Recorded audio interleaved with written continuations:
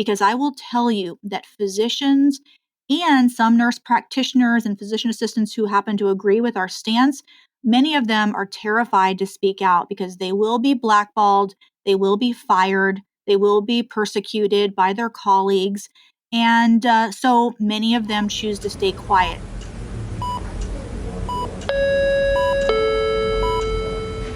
Paging Dr. Cook. Paging Dr. Cook. Dr. Cook, you're wanted in the OR. Dr. Cook, you're wanted in the OR.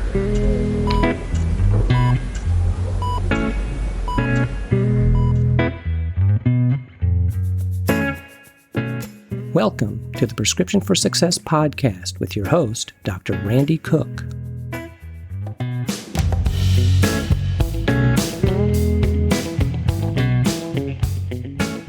Hello, everyone. I'm Dr. Randy Cook, your host for the Prescription for Success podcast, which is a production of MD Coaches, a company dedicated to developing and empowering physicians and other healthcare professionals to realize a greater potential and to achieve a greater level of satisfaction in their chosen fields. Well, we'll get into our interview in just a moment, but first I have a message from Panacea Financial, providing banking for doctors because it was founded by doctors. They have nationwide loan, checking, and savings options designed specifically for doctors and doctors in training. Their specialized suite of financial products gives medical students, residents, and practicing physicians greater freedom to forge their futures and at affordable rates. By reducing financial barriers and burdens, Panacea Financial ensures that all doctors have increased capacity to serve their patients and the population at large. If you need a good home for your banking needs, go to panaceafinancial.com to get started. That's panaceafinancial.com. Panacea Financial is a division of Primus, a member of FDIC. Well, my interview guest today is a family physician in South Florida, very near to where she grew up. She recently converted her practice to a direct primary care model. She's also a very accomplished writer, and along with her co-author, Dr. Naran Alajba, they're creating a really lively conversation with a new book entitled Patients at Risk: The Rise of the Nurse Practitioner and Physician Assistant in Healthcare. So let's hear more about the book as well as some thoughtful prescriptions for success from Dr. Rebekah Bernard.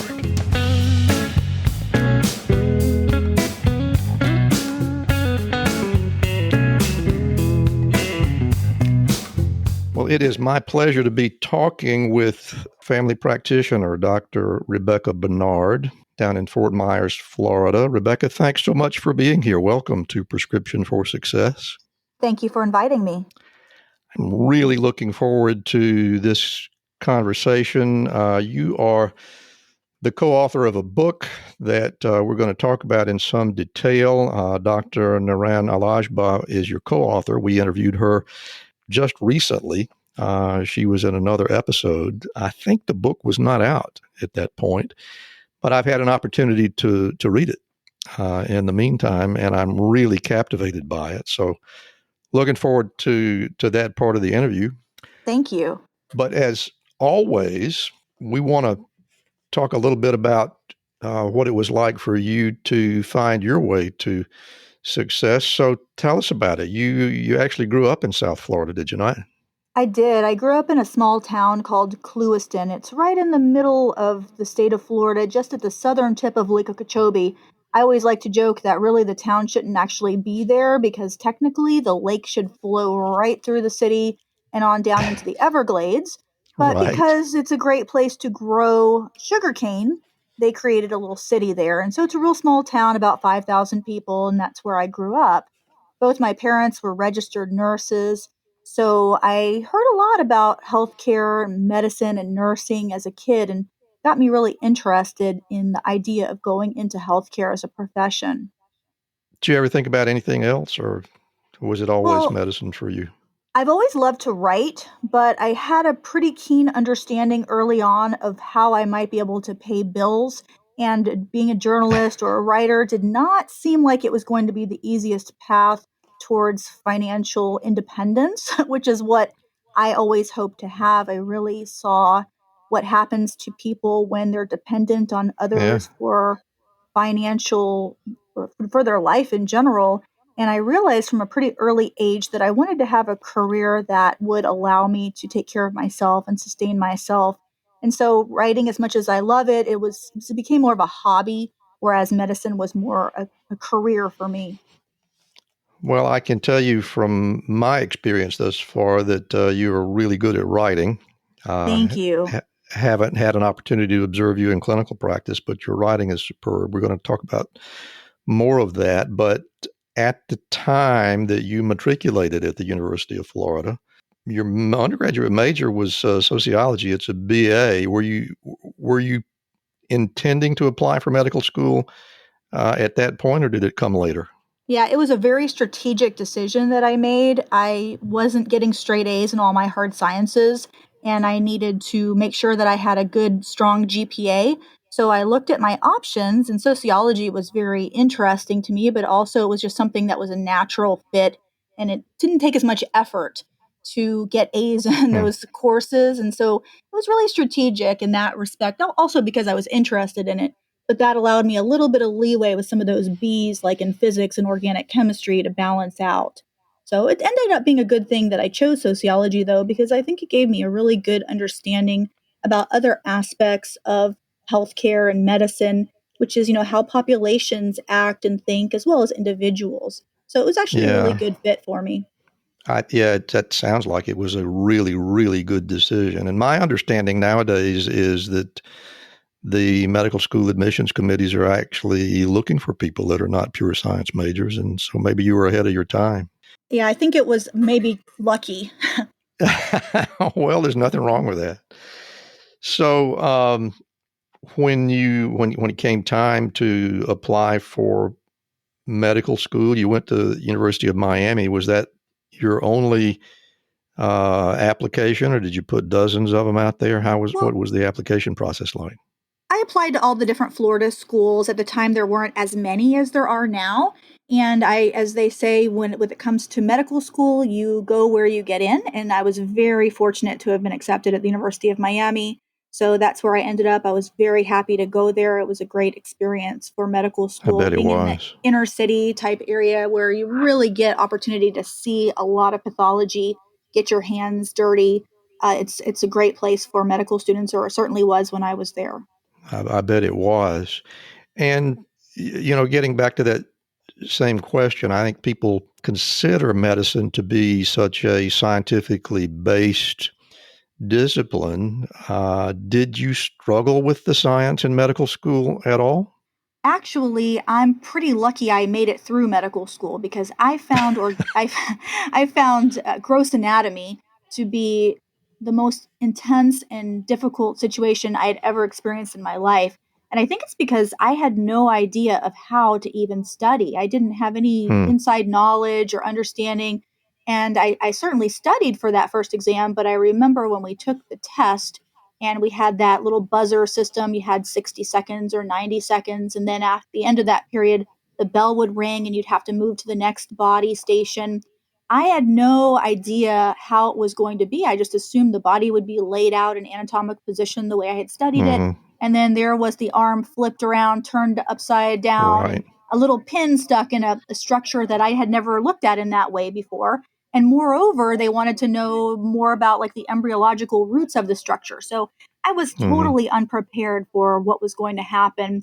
And I failed that exam big time, like miserably, to the point where if I had failed another test, I would have had to repeat the whole first year of medical school. And, some people did fail. It wasn't something that just because you get in, we talk about this a lot, just because you get into medical school doesn't mean you're going to get through it, you're going to graduate. And so that was a big eye opener. Mm-hmm. Yeah, I mean, let's be honest. Gross anatomy is absolutely nothing but pure rote memory. Right. There's really very little scientific reasoning about it at all. So I don't think that experience should in any way, if I can offer an opinion, I don't think it should reflect on your abilities at all. You were expecting something a little more practical, and that's really not what you get in gross anatomy. But you managed it, right? Yeah, I did. I pulled it out, and it was scary. It was stressful.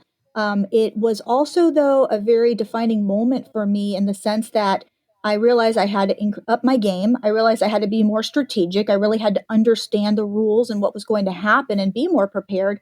And the other thing that happened that was a really good thing, which was about a third of our class failed that first exam. And it was kind of funny because they said at the beginning of, or at the end of the next lecture, they said, everyone who failed the exam, please remain behind.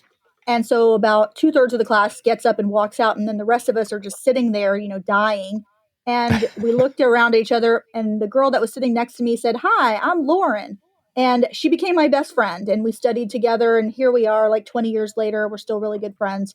So sometimes those horrible moments that you have some silver linings, and it definitely brought me together with other people and made some strong friendships that'll last a lifetime. So even though it was a horrible experience, it did show me that I could survive it. I was okay, and that some good things came out of it.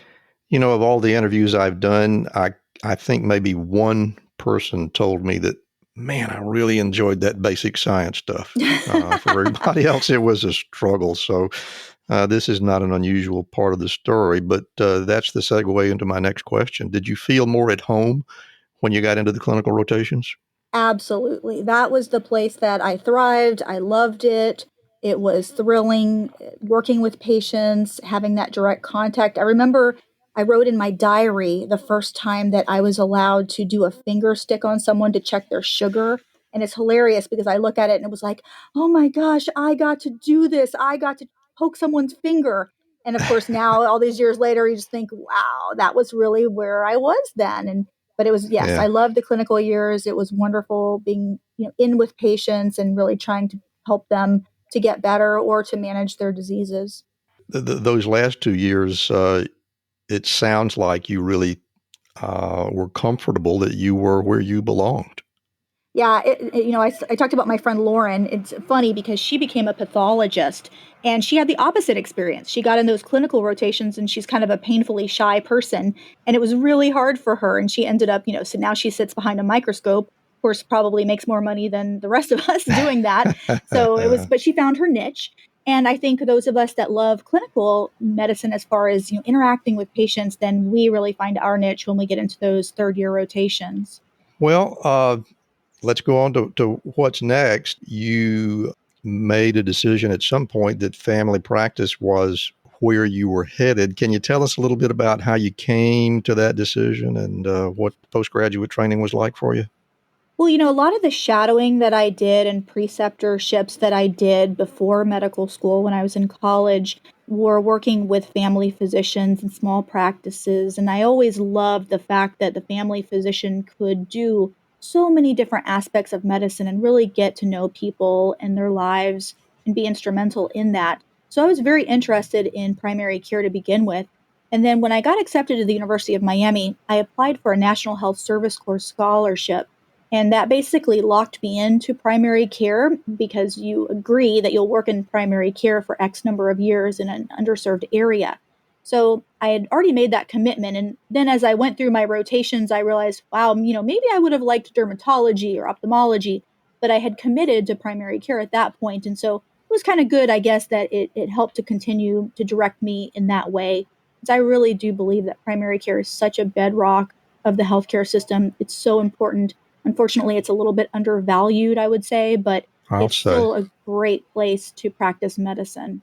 So no regrets looking back. If you could do No, it over no, again, you wouldn't be a dermatologist. no. In fact, one of the great things about family medicine is you can do a little dermatology. Not that I'm a dermatologist Exactly. by any means, but we see everything and we get to start people off and send them in the right direction when they do need a higher level of care.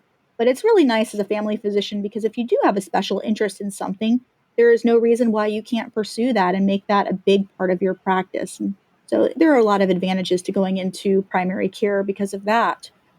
So let's talk about that experience as a real doctor, as they say. You were down in Immokalee, Florida. I Yes. suspect that very few people who hear this podcast will know even where to look for Immokalee on the map. I actually do know where Immokalee is. Have you been to the But casino there? That's what a I lot of have people know not about visited the Immokalee. casino there. I'm not that I'm opposed to casinos, but I do know that it's in an area of Florida that is quite unlike Miami and Tampa Bay and the places that people think of when they think of Florida. So tell me about the experience. I've got to think that you saw a population of people that you probably had not had much exposure to earlier in your life. Well, I grew up in a rural area, so I was familiar with rural medicine or the concept of living in a rural area and some of the special needs of people that live in those areas. I had lived that. In fact, I didn't mention, but one of the really important experiences of my life was growing up with a mother who had very serious mental illness. She had bipolar disorder, and we're talking about the days in which Prozac had just come on the market. And we certainly did not have the amazing atypical antipsychotics that we have now and things like that. So even so, I watched her go through different treatments in a rural area, very limited access to health care. And so that was a big part of my decision to want to work in an underserved area, having experienced that. Now, I didn't necessarily know I was going to end up in Immokalee. When you get a National Health Service Corps scholarship, they tell you, and remember, this is happening 4 years before you're actually, no, 7 years before, because you got 4 years of med school, 3 years of residency, and then you get your job. So at the time when I was applying for this, I was told, whenever the time comes, you'll get a long list of many places that you can work. You could work in a rural area. You could work in an inner city. There'll be so many options, and you'll just, interview and pick the one that you want to work at.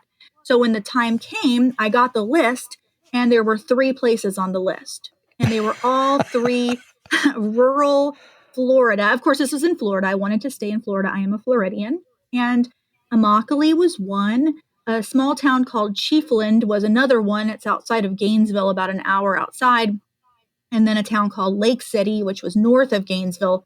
And that one required hospital work. So that was out because I definitely knew that I'm an outpatient girl all the way. So I did not expect Immokalee, but that was the best of the 3 options. And so that's where I worked. When you have those National Health Service scholarships, they're no joke. You cannot just say, yeah, you know what? I don't really want to work at any of those places, because if you don't fulfill your commitment, then you have to repay the amount of that they paid for your school, something like in triplicate, or you could face, actually, believe it or not, up to jail sentences. So they don't mess Yeah, around with it. So I was going to go work in Immokalee no matter what. And I sure. was going to fulfill the number of years that I had to do. And it was interesting because the administration knew that. I wasn't the only scholar, and they had people on J1 visas. And so it was a really interesting environment because we were a bit of a captive audience, if you will. And that was a very interesting experience. I wrote about it for an article with fee.org, where I talked about government run health centers and the way that they sometimes treat physicians and staff members and patients. And it was a really interesting experience because I was very idealistic, naive, extremely left wing person at the time. I had this idea that the government is your friend and they're going to help, and we need to work with them. And that's exactly what I did. And it was very eye opening to me. I still believe in a rural government and healthcare to a certain extent, but I really saw some of the negatives and the drawbacks of that. And so it was really interesting. And the patients, though, I will say, they were wonderful, very needy population. I was fortunate. I had studied Spanish for a while because most of my patients were Spanish speakers. So that served me very well there. And it was a wonderful place for a new resident graduate to really hone your skills, because there's a sharp learning curve that happens even after Mm, residency. And with I'll say. dealing with some of the very sickest patients with very little resources, you get creative. You have to start thinking outside of the box. I spent a lot of time researching, studying, trying to come up with strategies to help patients that might not be the way you would do things if you had all the resources at your discretion. So I have to say, though, for anyone that's graduating that really wants to learn a lot, working in a place like that is a great experience, and it really does a lot of good for the patients. I bet it does. And you were there for 6 years. And that was the prescribed period of time, or did you just you stayed as long as you had to? Yeah, I had 4 years, and then this funny thing happened where all of a sudden the IRS decided to start taxing that scholarship when I was in medical school. So I had to take out Really? loans to pay taxes. Yeah, they revoked it, of course, afterwards. But I had to take out about $50,000 in student loans to pay taxes. And so the government was agreed to give me back that 50,000 if I would work for 2 more years. So I ended up 6 years altogether. But the beautiful thing is no student loans after all that. And Yeah, although I certainly did not make the salary that a lot of my friends made working in outside of federally qualified centers, it was enough, and I came out of it in a pretty good position for having my career. that's interesting. There are so many gotchas in Oh, those yeah. student loan debt things, and that literally is another program. So I will behave, and we'll move on from that. And let's talk about your first experience in honest to goodness private practice, which was in Bonita Springs. Tell me about that. Yeah, well, what I always like to say, I joke around that I went to the dark side because I was working in this underserved, very poor population. And then I went to work for a for-profit hospital system in their outpatient center. But this was a complete 180 from the poorest patients now to the most wealthy patients that had all the resources that they could hope to have. And what I found out that was so interesting was that the same problems and challenges that I had working with the poorest patients in a government type run clinic were almost identical when I worked in a for profit corporate organization. And what dawned on me is that a lot of the structures of these organizations are set up the same way. There's a lot of oversight, there's a lot of administration, there's a lot of middle managers. Basically, there's a lot of people getting in between patients and physicians. And it's a source of frustration for doctors and patients as well. And I learned that pretty quickly working in there. It's different kinds of patients, different kinds of problems, but also an awful lot of similarities. Did that have anything to do with your decision to move along into urgent care?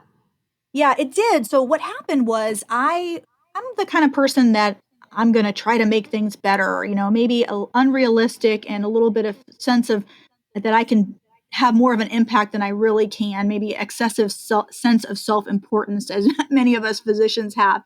So I remember thinking, well, I'm going to make the system better. I don't like all these things. I don't like this computer electronic health record. So I'll be on the committee to improve it, and I'll be on this committee and that committee. Spend a lot of time, a lot of energy on trying to help make things better. And then one day the company just got bought by a bigger company. And so we had a big meeting. It was Doctor's Day. I remember it well. And they came in with their suits and stood before us and said, and starting on Monday, we will be going to a new electronic health record, and you will be responsible for transitioning all of your patient records to the new system. And my jaw just kind of dropped. And it was at that moment that I realized that all the work I had put, all the hours and all the unpaid time was worthless to them. It meant nothing. Right. And it was really, it made a huge impression on me. In fact, I walked out of that meeting and I called one of my doctor friends in the group and said, I'm not doing this. And I knew at that moment that I didn't want to work in a corporate environment anymore. I wanted to try something else. So I put in an application at an urgent care that was looking for a primary care doctor to have their own practice within the urgent care. And that worked out really well. I loved it. It was actually, if I could make something a perfect model, it's pretty much that, because I could be a primary care doctor seeing my patients, but yet on the weekends and after hours, we had a built-in urgent care. So if a person was sick on a weekend, they could just come on in and be seen by the person that was on duty over the weekend. So it was a really great situation while it lasted. Unfortunately, that company had some financial problems and went under. So that was when I decided that I needed to do something on my own. I did not want to work for anyone anymore. And I decided I was going to open my own practice. Remember medical school? You were confident, studious, hardworking, and you learned what to expect in all manner of patient care. Then reality struck. Regulations, expenses, staff management, and administration. Is this what we signed up for? Stress on the verge of burnout, no time for family, or the reason we got into medicine? Helping people. What are the options when you're afraid you're in the wrong career? Transition, teach, quit? What if there was another way? MD Coaches can help. We're a team of medical professionals with a century of experience in the clinical and business sides of medicine. More importantly, MD Coaches has been where you are, stressed and trying to navigate a world school didn't prepare us for.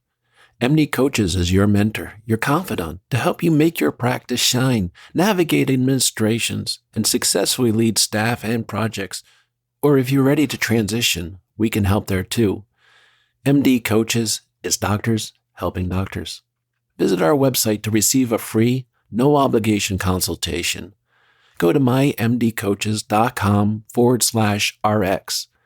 That's mymdcoaches.com/RX. Isn't it time someone else was on your side? Don't let the business of being a doctor stop you from doing what you love. That site again, mymdcoaches.com/RX. Visit us today. We'll get back to our interview in just a moment, but right now I want to tell you a little bit about Physician Outlook. If you haven't discovered this remarkable magazine, please do so very soon. It was created by physicians for physicians to showcase the intersection between clinical and non-clinical interests, whether it's writing, painting, cooking, politics, and dozens of other topics. Physician Outlook gives a physician perspective. It's available online and in print. It's really unique among physician lifestyle magazines. And like the Prescription for Success podcast, Physician Outlook amplifies the voice of any physician who has something to say. It also engages patients who still believe in physician-led, team-based care.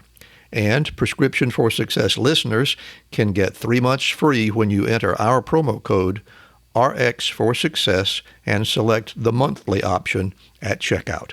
That's a really great deal on this stunning publication. And now let's get back to today's interview.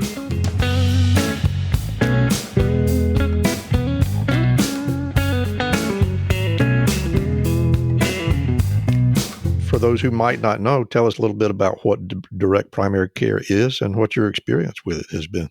Yeah, I'd been reading about direct primary care on some of the physician social media sites for some time, and I was always really jealous of doctors who had done it. It sounded like the most ideal way to practice medicine. But I never thought that I would have the confidence to open my own business. But then when I found myself suddenly without a job, because the end of my urgent care job happened very abruptly, and it was actually probably the best thing that could have happened, because at that moment I didn't have any job. And I just made a kind of a snap decision. I didn't want to work for someone else. I didn't want to go backwards. So I said, well, you know what? If there was ever a time to try it, it's now. And if it doesn't work out, I'll give it a year. If it doesn't work out, I can always go work for somebody else. It's never going to be a problem to find a job as a family doctor, especially as a woman in medicine. So I just decided to do it. So direct primary care is the reason I felt that I could do that kind of model, is because it's really simple. Basically, you just charge the patient a monthly membership and you provide them with medical care, and you don't deal with any kind of insurance companies, any kind of Medicare or third-party payer, which is a lot of what the challenges are in medicine these days, is trying to get paid for your work. And if you keep the prices at a reasonable rate, then patients can afford it. And I knew here in Fort Myers, this is a nice area that has a mix of people, a lot of blue-collar workers, a lot of self-employed people. And I had a feeling that the model would really work for this area. And so I lost my job. My job ended on June 13th, and I opened my direct primary care practice on July 6th. And that just tells you What how took you so long? simple. What's that? I said, what took you so long? That tells I'm you being how a little simple bit of the a model smart aleck, is. and I apologize for that. No problem. But it was just because it is such a simple model. I mean, all you need is you and some really basic medical technology like a stethoscope, and just really, really basic things. In fact, all of my furniture came from Craigslist. My EKG, I like to joke that it's almost as old as me. It's 40 years old. It's the best EKG machine I've ever used. I got it off a retiring plastic surgeon. So everything I got just on a shoestring budget, got a really cheap rent in a affordable part of town, and just opened my doors. And you know what? I needed 100 patients to make the practice solvent to pay my overhead. I had 100 patients in a month, and I had a full practice in about 6 months. So it really Wow. was successful. I think anybody else could do the same thing, assuming they're in the right market, because of course that matters too. But it's a great model, and it's something that I really encourage physicians to look into, especially if they're trying to regain their autonomy. Is there a lot of direct primary care in the Fort Myers area or not? It's growing. I was the first one right in this area, and probably now there's a half a dozen or so spread through Southwest Florida. Of course, my mentor, Lee Gross, was way before me, and he's a little north of me in Northport. So I would call him like one of the forefathers of direct primary care.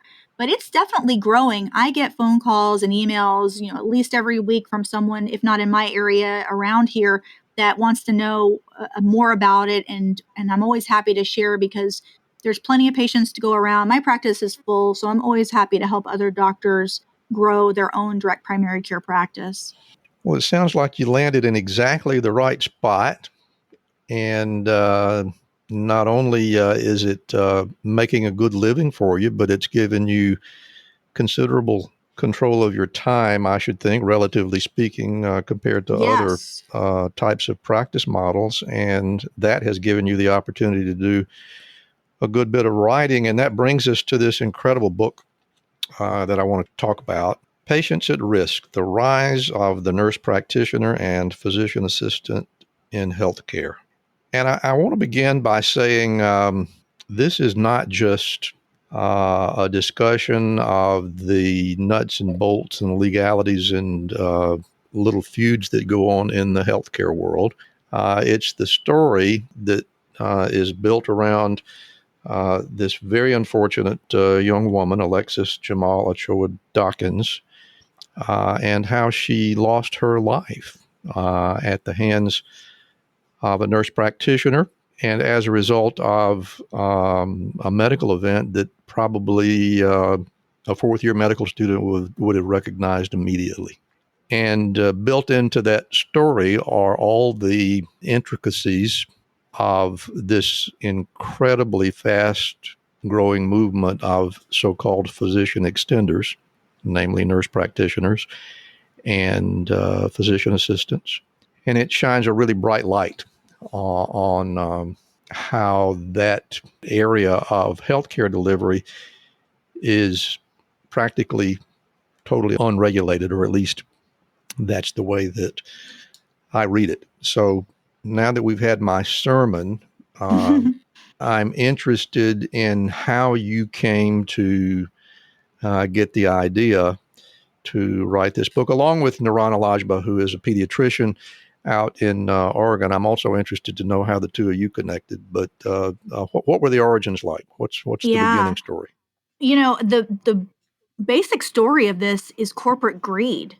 It's taking it's about money making. It's about replacing physicians with lesser compensated paraprofessionals and panning them off on the public who doesn't know any better.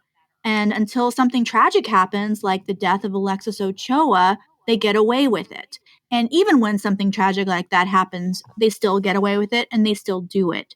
So you're right, it was all about shining a light on something that is not talked about very openly. And there's a lot of reasons for that, which we can get into. But as far as like how my interest in this topic even began, it's funny because I never really thought a lot about nurse practitioners or physician assistants. I certainly worked with them when I was out at the federally qualified health center. I had no choice because that was part of my job. I was just told on day one, here's your PA, here's your NP. No one trained me or prepared me in my residency program for what that would look like. I didn't know anything about their training or background, and I don't think most physicians know a lot about it. So I had those experiences, and I got added to a Facebook group called Physicians for Patient Protection a few years ago. I'm not even sure who added me there, but it was a group that was talking about this problem, doctors being replaced, and the growth of these diploma mills in which more and more of these graduates were being pumped out. And I started hearing these stories and realizing that this is kind of a big deal. And yet, really, it's not something that we're talking about very much. So I did a little research and I wrote a few articles for Kevin MD, which is a social media site for physicians. And Nuran Al-Ajba, she had also written an article, was called 20,000 Hours Makes the Difference. And I read that and I thought, wow, she really has a good idea about what's going on. And then at a lobbying event in DC, I happened to run into her. We had never met in real life, and she was testifying there at a legislative session. And that was when I met her for the first time. So when I started thinking about writing a book on this topic, I thought, who can I get to collaborate with me who understands this topic, but also, even more importantly, who's not afraid to speak out? Because I will tell you that physicians and some nurse practitioners and physician assistants who happen to agree with our stance, many of them are terrified to speak out because they will be blackballed, they will be fired, they will be persecuted by their colleagues. And so many of them choose to stay quiet. So I know Nuran was a very brave person who is not afraid to speak up for things that she thought were just. And then myself, I'm in a position where, as my own owner, as I have my own business, nobody can fire me. So that's a very liberating feeling. And so I knew that I could write what I thought was the truth. And that's how we started collaborating on this topic. And she agreed to take on the challenge with me. So we spent a couple of years researching. We reviewed thousands and thousands of pages of literature. I mean, Naran actually special ordered the book that Mary Mundinger wrote and published. I think she got an autographed copy off of eBay because she wanted to read everything about it. So we've really meticulously researched this over several years. Yeah, and I want to jump in right there Sure. if I can, because I think it's really important for people to understand this book has nothing to do with nurse practitioner bashing or physician assistant bashing. It is far from it. What it does is to make it abundantly clear that all nurse practitioners are not created equal. All PAs are not created equal. And in fact, you have a really enlightening chapter in there where you talk in depth about the Flexner report, the Flexner study from Yes. 1904, where physicians were in exactly the same place. You could go get yourself a medical degree any place where you're willing to write a check. Right. And in the world of physicians, that's when the change happened. And now here we are training people with no regulatory oversight of either the training methods or requirements or anything of that nature. So talk about that a little, if you will. Yeah, you're exactly right. It wasn't good enough for physicians to train that way. Became abundantly clear. But yet, it seems to be okay for this generation of nurse practitioners. I would say to a lesser degree, physician assistants. We included them in the book because their professional organizations are seeking independent practice now. But really, the main problem is with nurse practitioners. And the way I see it is that it's really a vicious circle. A lot of these corporations have realized that they can employ a nurse practitioner at a lower cost and potentially make more money by the increased ordering of tests and procedures and referrals. So there's been an increased demand for nurse practitioners. Therefore, there are schools opening up to train nurse practitioners and they are hired. And so more schools open. There was a large increase in funding to train nurse practitioners in the Affordable Care Act in 2010. So that created many more schools. And the regulation seems to be really poor as far as the quality of education, the standards. And really, you're right. I think what we need is a Flexner report for nursing education.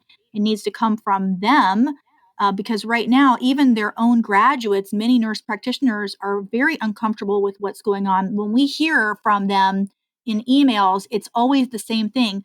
We don't like what's happening. These schools are not doing an adequate job. 500 clinical hours is not enough. But yet, it doesn't seem like the nursing organizations and leaders are listening even to their own graduates who are pleading for more standardization and better quality of education. I'm not sure how long the book has been out. Can you tell me? Yeah, it was published in November of 2020. Okay. Have you gotten any reaction? Well, the American Association of Nurse Practitioners did release a press statement, a press release in which they condemned the book, of course.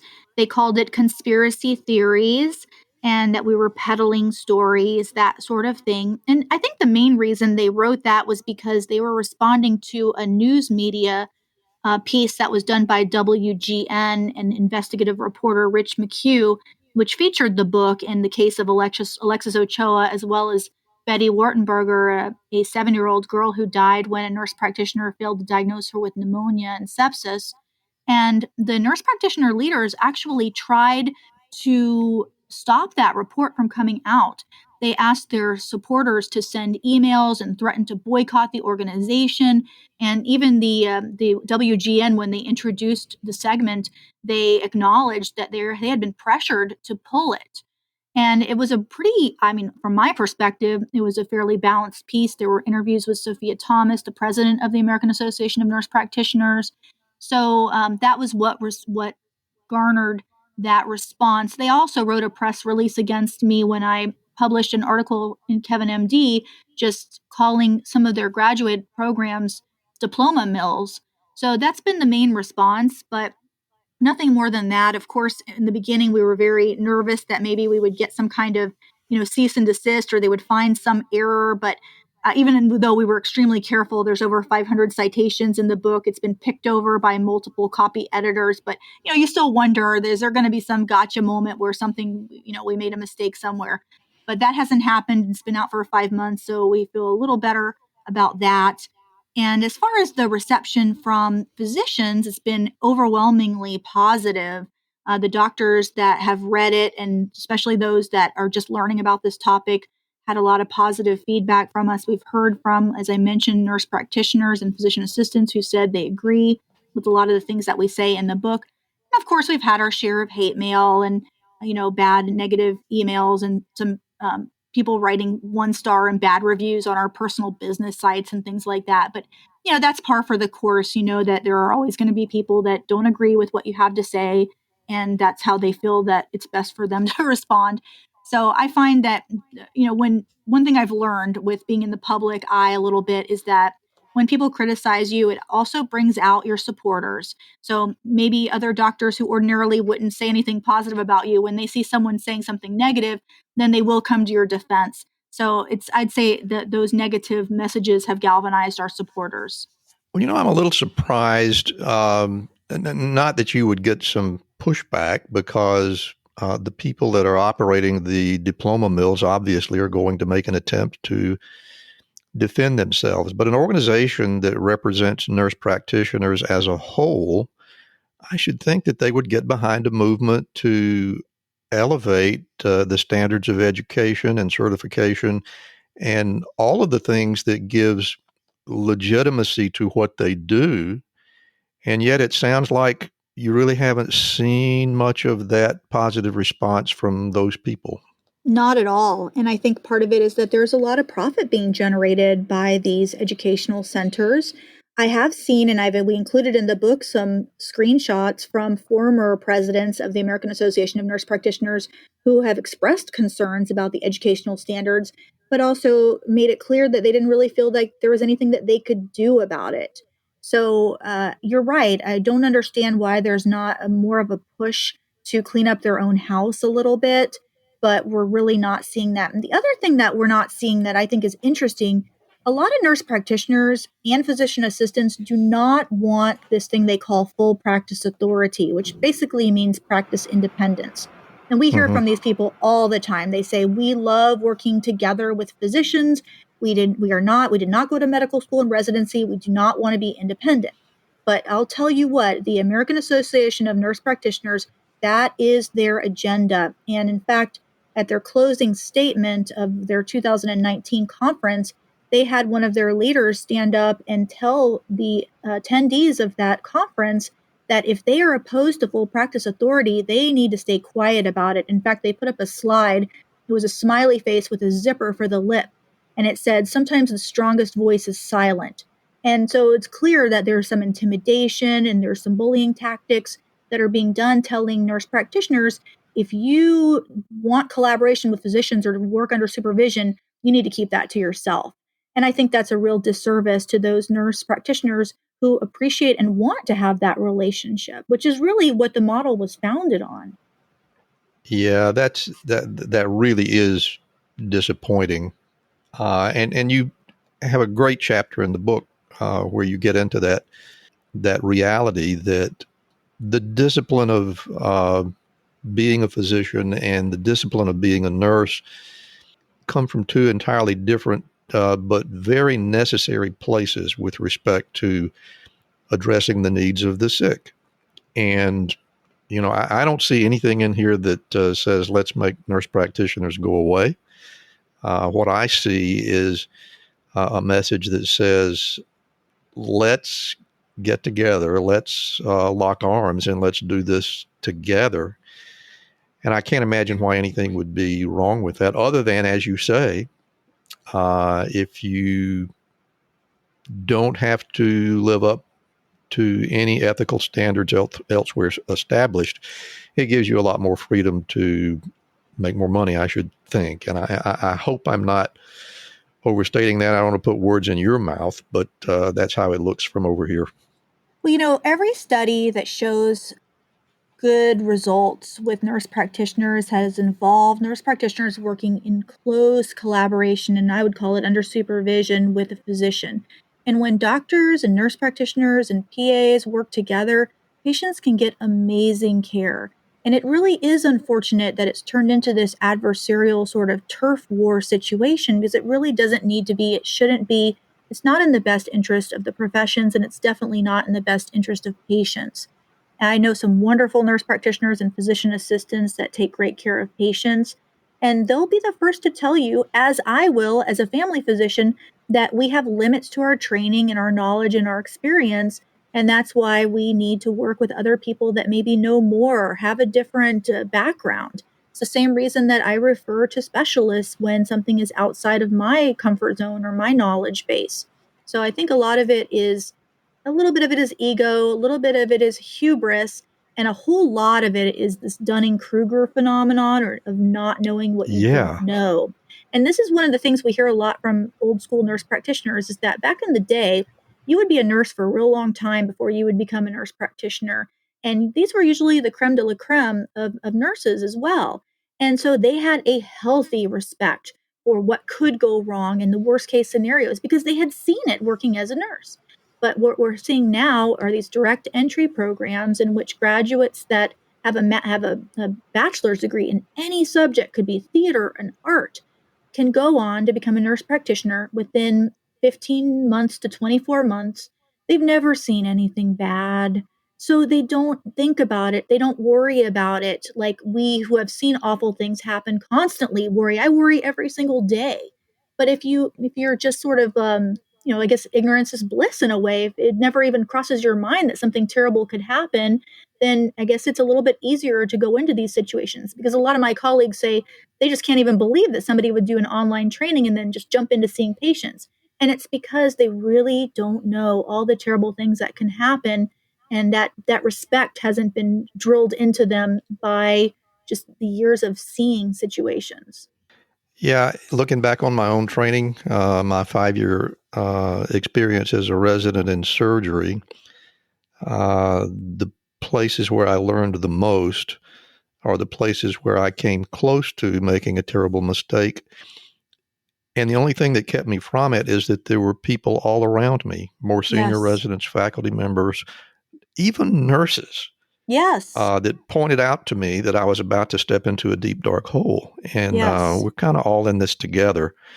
And I'm really disappointed to hear that the pushback has been so severe, because I think I think the collaboration could be really good for all of us in this country, where we know that there are a lot of people going without adequate care. But Yes. you got to start somewhere, and you have really, you and Naran have really done a great job of telling the truth, and I don't know how to say congratulations enough on a really good piece of work, and I hope that that our listeners will take the opportunity to get the book and read it. It's very educational, and thank the both of you so much for putting the work into it. It's easy to see once you get into it that you guys put in a lot of hours, and that's something that you should be very proud of. Well, thank you. That means an awful lot to me. I really appreciate it. Well, Dr. Rebekah Bernard, what I want to do at this point is get us to what we typically come here for, and that is to find out what your secrets to success happens to be. So I'm going to close my mic and be very quiet. And Dr. Rebekah Bernard, please give us your prescriptions for success. My prescription for success is to always remember where you came from, remember your roots, and if you can, remember what it's like to be a patient and to be in that chair or on that exam table. Because I really don't think you can go wrong as long as you have empathy for the patient. And sometimes that's really hard. You've had a really busy day, or you just got done telling someone really bad news, and now you have to try not to think about that while you're talking to the next patient. It's not an easy thing to do. So it's something that we have to constantly remind ourselves, try to have empathy, and just give ourselves a moment to think about what it would be like to be in that person's shoes, at least just a little bit. And sometimes it can be difficult, but other times there are really simple things that can make a really big difference to patients. I think patients are so desperate to return to a relationship. They've really lost that a lot in our more corporate healthcare system where doctors just don't have the time to spend with patients. So a little bit can go a long way.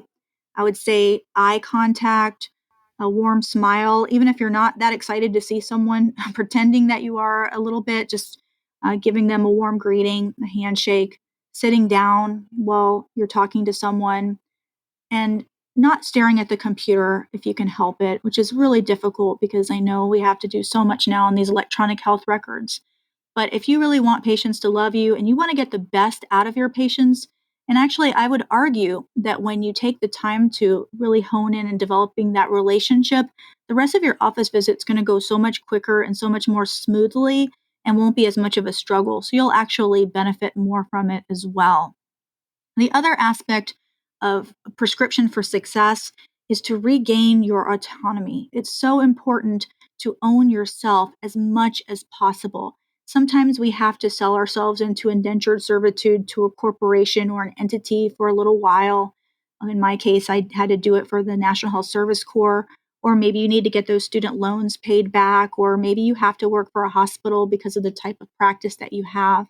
But if there's any way that you can see to regain your autonomy, whether that's negotiating your contract early on to give yourself flexibility and free time, whether that means working as a contract employee or getting a job in a locum setting, or opening your own practice and just hanging a shingle, I think that you'll find that you'll really enjoy medicine again. I know that for me, that's made a really big difference.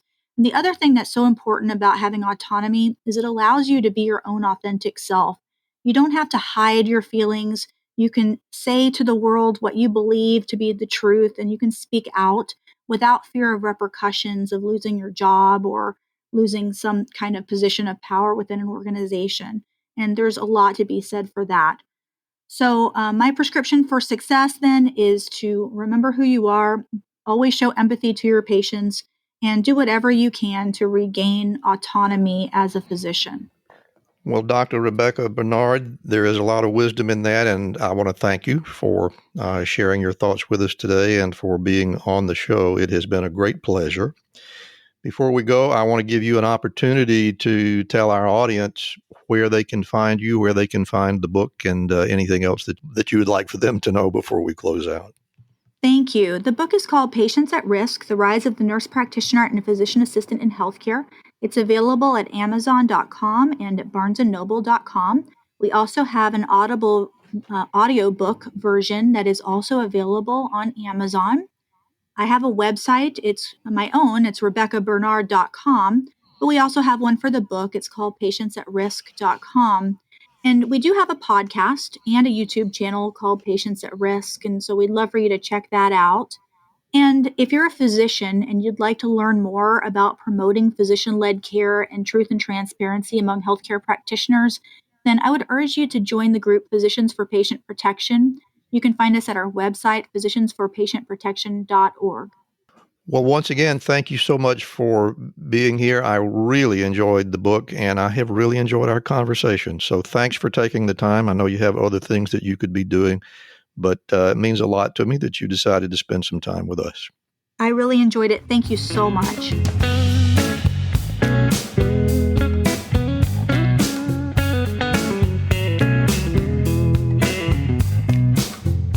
I am so glad you could join us today. And by the way, don't forget to reach out to Panacea Financial for your banking needs as a physician, because they are built by physicians.